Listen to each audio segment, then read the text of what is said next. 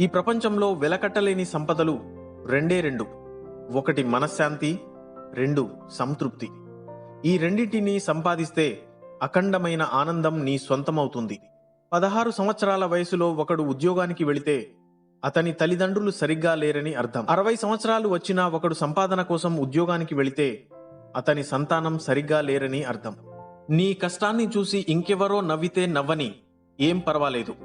కానీ నువ్వు మాత్రం ఇంకొకరి కష్టాన్ని చూసి ఎప్పుడూ నవ్వకు. ఇతరుల చెడు గుణముల గురించి చర్చిస్తూ నీ సమయాన్ని వృధా చేసుకోకు. అది నీకు ఏ విధంగానూ ఉపయోగపడదు. విజ్ఞానాన్ని పొందాలనుకుంటే దానికై పరిశ్రమించక తప్పదు.